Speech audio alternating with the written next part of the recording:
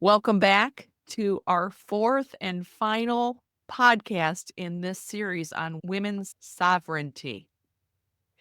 And today we're going to talk about navigating political upheaval with soul clarity. Now, if you've missed the first three episodes, please go back and listen to them. They are fantastic and they stand alone in each podcast, but we've built a foundation in which we can talk about this soul clarity. So, what is soul clarity? That's when, to me, it means I've done the work, looked inside, experienced things to gain wisdom, strength, courage, and then ripple that out to other people so that I can help them. And I had to dig a little bit to find my soul clarity. I consider myself a grief expert. Would I have ever thought Dawn is going to be a grief expert? No.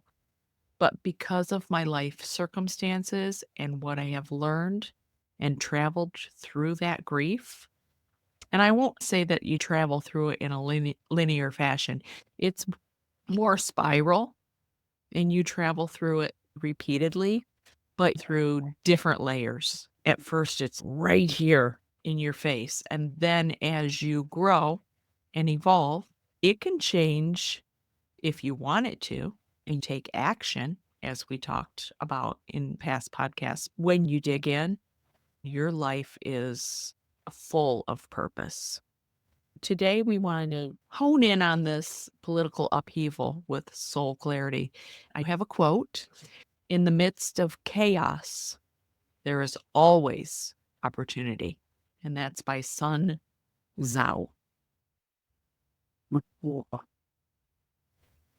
So, kind of tell people how you discovered your soul purpose, soul clarity. Everybody's life has a purpose. We're here to learn and transform that energy into something fulfilling and beautiful. And for me, that meant that I left my first marriage and repaired and learned a whole lot about myself and was able to, I had to unwind and unlearn a number of stories about myself that I had allowed other people to dictate to me and to give me. And I used many different processes, human design, gene keys, Graham, and life coaching, because I needed to become acquainted again with myself, be okay with who I was, and find out what is me and what is not. Unpeeling that onion was one of the most fulfilling, amazing things I've ever done. The most courageous thing I've ever done is write in the book where we both are authors, Radical Freedom. You have to speak your truth. From there, healing follows. It's hard to acknowledge with truth and clarity the patterns that erupted in your life. For me, I felt like be in this relationship. I was supposed to be better than that, or whatever my story happened to be. And I found myself in a place where I did not recognize the landscape. So for me, soul clarity has come from really making sure that my landscape is a reflection of me and Right. that all of me is allowed or none of me. You get all of me in my authentic, true self, or you don't get me at all. And what's beautiful about that is that it's something that is a practice, like we spoke about in the last episode, and it's constantly changing, growing, evolving. And I am becoming more acquainted with who I am and what it is that my purpose is as I share my gifts and how I got to where I am now. I think we're both sixes. We both have sixes in our profile in human design. So this is the perfect time in our lives to be being the role model and sharing our knowledge so that other people can learn from our experience. I don't think at the age of 30, I had any idea what soul clarity meant. I had not had enough experience. Just life had not taught me all the lessons I was here to learn. That is for sure. Yeah. And like you said, I feel like I'm still learning, I'm still evolving. I'm going to be learning until the day I transmute into something different, go Yes. to another place, whatever you want to call it. I Yes. will continue to learn. I love learning, reading, and I love the human design is something that I'm diving into a little bit more with you, but I have loved every bit of it. I've taken numerology courses, studied meditation, sky meditation practice, healing touch, energy therapy, guided imagery. There's so much more to learn. Isn't that exciting? Oh my gosh, I've planned So it for exciting. Like, I I have been can't wait called to learn more. yes. I have been called the certification collector because I have 10 certifications. I want all the knowledge. We're I agree. certainly gonna keep learning. I agree. I'm gonna I'm start my saying own certification program eventually. yes. Yes. And for me, what a difference between me dabbling in something or getting certified in something is that. And I think if I've actually gotten certified in something, I have demonstrated a certain level of knowledge and absorbed those tools. Amalgamation is one of my superpowers. I can take complex systems and smush them into something that is usable for somebody who doesn't want to take the time to study all of the things I have. I love the process of doing that. And I don't think everybody needs millions of certifications. However, somehow in my mind, up until now, I have thought that to gain a certification is to demonstrate that I have shown the grit to really get through something and get to the other side. I do wanna keep learning. Yes, Yes. A certification program to get people to transmit what we have compiled yeah. so Which they can that was share that it whole grit with thing. someone else. Yeah. And it's a toolbox that they have put together so that they can use them to move forward. Yeah. It doesn't have to be a college degree. Now we're going to be writing the certifications. We hope Yes, that it's a roundabout way of letting people know. Yeah, that's what we're talking about. To get back soul clarity, studying different modalities, implementing them, and going through life's trials and even life's joys. That has led me to this moment right here, right now. And that doesn't mean that what I'm doing right now might evolve and change over time, as I do. sure. But I think when you want to find that soul clarity, you will. And why it's important, why we chose to bring in the political aspect, because there is a lot of upheaval in the political world right now. It doesn't matter what side of the spectrum you're on, you have to be blind if you don't see it. There's a lot of division, there's a lot of anger, there's fear. So, how do we present ourselves with soul clarity to help people through that? That's what this is all about. I agree. Our last episode about healing from the inside out relates to Mhm. this also, Yeah. because I have been communicating with my community throughout this whole year of 2025, which, by the way, we're almost in the fifth month of this year, which in one respect, it seems like this has been the longest year on the planet. And another, it seems like it just started. But what I've been communicating is that the most important thing is to ground deeply within ourselves and get super centered within that soul clarity so that all of what's happening outside of us can happen and we are not thrown off our game. Our game, I mean, our life. We have a life to live, regardless of what's happening in the political world. Not to diminish politics and what's happening, but we still have to get up, go to work, raise our kids, serve dinner, and listen to them when they're having an emotion and not be already to the point where our cup runneth over and we cannot handle anything more. Mhm. Really hard when you have young children. I remember being there like, oh my God, I was already in such a survival mode state that I could not take anything more. And then life would happen and I would just be at my wit's end. I just said to somebody today, you really have to be in a vacuum not to see anything political. I stopped watching the news, but it's on social media, the radio, people are talking about it. You've got to be in a vacuum. I started watching the NFL draft and watching the players get the calls that they were drafted, how emotional, joyful, and happy they were. And then I started seeing more because if you watch a couple of those, you get it's just brightened up my day. I'm just so happy for That's them. so Like fun. Yeah. something that they've strived for, For a since long time. They a worked hard long, for that. long time and get that phone call. Wow. How happy for them I am. I enjoy watching football. It's fun to see that stuff. one of the things I think is important is try to filter out some of the things you're seeing.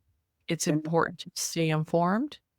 It's important to use your voice in the direction of truth and love. Speak with authenticity and compassion. Use your voice to create change. It's also important to filter some of that out so you're not bombarded with it over and over because what good does that do? You're right, and there's so much noise that is coming around us right now and so much chaos that we have 2 choices. We can block it out entirely or get bowled over by the chaos. I have to practice clean boundaries. Boundaries are something we talked about in episode 1 or 2. Boundaries in terms of news, I think is super important to talk about too, because I used to get up, have coffee, and listen to the news. I don't watch news because I can't have bad news at the same time. It's too much. I have 4 podcasts I listen to in the morning while scrolling things like ground news, which is it shows your bias and will show you which way the article is biased. Now I intentionally don't consume news until lunchtime because I found that it would shut me down. It would raise so much fear and insecurity in foundational safety, which I have struggled with my whole life. I had to be clear about what I allowed myself to do and what I didn't. For some people, not watching the news at all is the only way they can make it through. I've heard them say things like, "Nothing I do is gonna change it anyway, so why should I know?" And that's a whole different podcast episode. But being aware of what's happening just enough so that you feel your finger on the pulse of the collective and the community. I use astrology this way too, that just use it as an energy to like what's happening. Because if people are gonna be sent off, say it's a full moon. Every teacher and doctor in an ER will tell you the kids and ERs are crazy. They have an absolute explosion of activity. The last full moon, I didn't get a wink of sleep all night because my phone Right. was going off. So we actually do feel the energies. I use astrology in my blog to say, this is happening. You use this energy. Even if you don't feel it, somebody near you might. And even if Right. they're not feeling it, what if you harnessed this energy and used it jumping off point to explore a part of you that you wouldn't otherwise have addressed? I use astrology to pull back the curtain and look into areas of ourselves that we wouldn't otherwise notice. Mhm. Let's face it, a lot of self help work where we're peeling back the layers and we're looking into our shadows, that's not necessarily fun work, but we have to do that work to enjoy the good times. So there's a shift. It's like a pendulum. When you have this painful experience and sit with it, and then you start to move through it or past it, the pendulum goes the other way. You feel the release of it and Yeah. Great word. to Release. experience this joy and lightness and Mhm. giftness because you've gone through it. You've Mhm. experienced it. If you try and bypass it, you're gonna miss the reward. And Right. same with it's the same with this political climate we're in right now. I'm so glad that you said you are not doing that first thing in the morning because th- there's a study of the brain waves and there's beta waves, there's theta waves. And when you wake up, your brain is most receptive to growth, change, and rewiring neural Mhm. pathway. It's really important that the first thing you do in the morning is positive. You can do body movement, yoga, gently swaying, any kind of intentional body movement, positive affirmation, maybe a little meditation. And the other thing that Joe Dispenza says is that is when you should do some intentional learning, like reading a book, listening to an educational podcast, or something like that, because that's It's when your brain is most receptive. I love that you brought that up because when I was in chaos, I had to get up and go right away because adrenaline fueled my life. And I was always in this adrenaline fueled vehicle maneuvering through my life. I wasn't sitting and being peaceful. And what's the freedom that has come on the other side of that relationship, I can get up and I can just pick up a book and I can read it and it won't put me right back down into sleep. So before, if I were to pick up a book, I'd like my energy and my drive would just disappear. Now I can do that. It does not have a numbing or calming feeling. It has a get up and go, centered and grounded. I'm not Mhm. going because I have to race. Two totally different feelings. I get so excited when I read certain books, I'll have to pause and take notes. My husband and I do not share books. If we both want to read the same book, he will buy me my own because I'm always making notes, highlighting, and putting post-it notes. You are maiming this book. It's sacrilegious to him. We are going to a conference this weekend where I am so excited to learn all the things. And there's a handout that I printed out for one of the presenters. And I showed it to him this morning. And I said, obviously, I've already started because there's highlights and notes and everything already in it, but I've only gotten to page 3. So you're welcome to read my pamphlet. And he said, or I can just print myself out another one. Like he won't even read my pamphlet. That's my notes in it, which is, it just goes to show the way we absorb and interact with information is so unique and personal. At some point, one of the gurus like Joe Dispenza, almost at that level. Met one of the guys at some point was like, you have to get up and the first thing you need to do is journal. And I was like, oh my God, I'm a rule follower. What if I break it, which I did 25 times? Because journaling is not naturally soothing to me. My hand doesn't move as fast as my brain. I get lost in it and I don't want to go back and read it. There's all these reasons why I don't journal, but I do the lifeline based on neurographica, neuro art, as well as quantum physics and future casting. It's so meaningful for me because I'm putting down on paper all the beautiful things I'm anchoring to, and it gives my busy brain the opportunity to sit and focus. I have a goal, so it's a little goal oriented, but there are almost no rules. That is Right. so beautiful for you. It's maybe reading first thing. Part of finding soul clarity and is being able to explore enough and give yourself the priority to find out what works for you. What works for Right. me and what works for you are going to be different things. I have changed the way I journal over the years. I used to write, spill it all in the journal. It was almost like vomiting in my journal. Yeah. Now I do dream journaling. I write about my dreams. And the first thing I journal about every morning, I write a list of 6 or 7 things I'm grateful for right here, Mhm. right now. Every day I start journaling dreams and things. I'll say things that have already happened for me that maybe haven't yet, but they are coming. And I'll write that down in the journal. Do a little movement. I have some habits I do first thing in the morning. Being intentional with your Mhm. morning can change your day.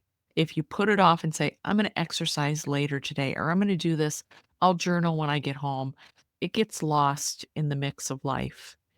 But if you take a little bit of time, and like you said, maybe it's not journaling. Maybe you have an art journal. I have an art journal too that I like to use. That's just for me.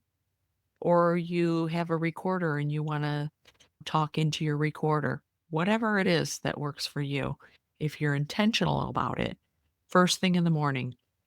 I talked to a friend at work today and we had a team meeting and he was grumpy and I pointed it out to him. I said, "Oh, you're grumpy today." "You're right. I am." So he came into my office today and he said, I didn't work out yesterday and I was tired." He goes, "I got up today and I went and worked out and he did his morning things." And he goes, "I'm back on track. I'm back, Dawn. Thank you." That's so great. We're not perfect.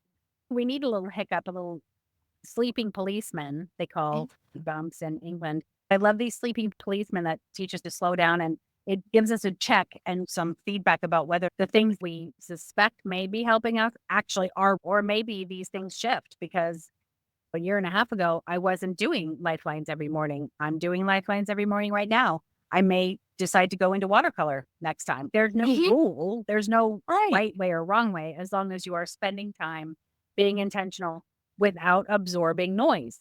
It's easy to fill our lives with noise these days. Here's a quote that fits perfectly. "Stay close to anything that makes you glad you're alive." And that's by Havez. Politically, there's much to be concerned about. Smoke and mirrors sometimes, and that can be overwhelming. I intentionally find information and come home strong, grounded, and together and ready and able to demonstrate this stability to my children. And I think about kids with incredibly high anxiety already before today in 2025.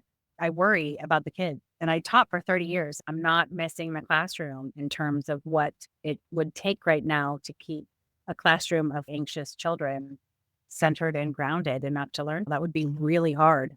Love to I'd all you I teachers out there. I love the teachers too, and I did read something where they were proposing to bring back physical punishment in classrooms, and I don't know how true it is, but I remember in elementary school, paddling was done, and I remember this boy in my class who maybe was from not a stable home environment, and he would get paddled a lot, and I still remember this, him coming back into the classroom, sitting at the desk, weeping with his face red, and it shook me to the core. In junior high, I was on the track team and I was tardy. I could have detention for 30 minutes or I could take a paddling. I thought, I can't have detention because I'll miss track and then we have to do extra laps or I can't remember. So I was like, what do I do? And I took the paddling. He got a running start and hit me so hard. I will never forget it. I thought, I can't imagine hitting a child that hard and feeling good about myself ever. You just hit a big theme in my first marriage. I'm sorry that happened to you. And I went to a private school where my parents signed a waiver saying that the teachers had the right to discipline us at any time they felt was necessary and in any way they felt was necessary. And that was way too much permission. They ended up getting closed down a few years after I left for breaking a kid's arm. And punishment being delivered by people who were angry continued into my first marriage. I worry about delivering capital punishment. No discipline of that nature should happen when the person imposing the punishment is angry. Big parenting rule. You don't get angry with your kids for whatever infraction they did. You have that conversation when you are calm. You say, this is why that was wrong, or this is the consequence of that action because of this. And you teach them the lesson. It's not physical punishment. You teach them the lesson. Way too often in my first marriage where I would be like, "Oh my gosh, but this kid is not doing these things on purpose. We're trying to teach him new skills. Let me teach him." Then it would come back around to, "That's obviously not working. So I'm going to go ahead and do it my way, the way my dad did to me, because my dad instilled enough fear in me that it changed my behavior." I don't want my kids to be frightened of us. I want our kids to learn the lesson they are learning right in front of our faces. We're either going to teach it to them or scare the crap out of them. There's a significant problem of violence and disrespect within the school system. I do not believe overworked, underpaid, and exhausted and work so many more hours in a week than any other profession should be given the responsibility to keep their cool and not be angry when they are offering a correction of behavior to the kid that was just disrespectful or whatnot. I've heard there's going to be a lack of social emotional learning, which is what you and I were just talking about in that last episode Mhm. with your granddaughter. Our kids don't have skills. And this is the whole purpose for why I do my job. We were raised by parents doing the best they could with the tools they had. And those tools were not all that awesome. We have learned more. And we as parents and adults in this community all over the world have the responsibility to learn more and to continue to grow so that we can teach our kids new lessons. And Mhm. resorting to physical violence is not the way. And if we have kids coming into school, their parents are stressed out, the kids are already at their wits' end, they cannot sit down quietly. They cannot be productive in a group situation. And unfortunately, that means that, yes, our schools are having to take on a role of more creating the grounded, quiet, safe environment. And look at what school shootings have done to that. And there's whispering that we're going to be taking away a lot of the finances for the programs that actually are trying to teach teachers what they should do to help their kids. It's just all alarming. Yeah. Yeah. I obviously And don't know that's always right. why when we come back to the purpose of this podcast, soul clarity in these Right. political times, there's a plethora of ideas. If you feel really compelled to make a difference about, that is maybe what you use your soul purpose to help make a change. I will say, I don't find myself to be terribly political. Standing on anything concrete has been a challenge for me because I was always worried about who was gonna come at me about whatever, so I have Yeah. really never done that. But there's a system called 5 calls, a phone Yes. number we can Yes. attach to the bottom of this, which Absolutely. every single person can get onto that, and it will give you can go on for whatever you can select what you're trying to call about, and it will give you even a transcript of things that you can say. And so Yeah. then you can feel empowered by calling and saying something. You can build from there. Download the app. It's so easy. Just push the button. Yeah. What's important to you? Make it known. Our government is to serve us, the people. Mhm. So make your wishes known and be clear with your soul purpose. Use your word in the direction of truth and love. Love is the answer. 100%. I agree. I'm going to leave you with this quote. And one of the groups that I'm involved in, Ohio Can Change Addiction Now. And we always used to say this: we rise by living. And that is Yes. so true. So true. I appreciate you coming on. This has been a great series. We might have more in the works. And go out and catch some soul shine, make a difference, make your purpose clear. If you're not sure what your purpose is, pick something that feels right Yeah. and You just just need to know your next illuminated step. see you next week on Catch Some Soul Shine if you Thank you haven't done so it much. already.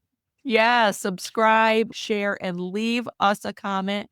I will have Please. Jen's website in the show notes and the 11 affirmation freebie journal you can download. See you next week. Bye.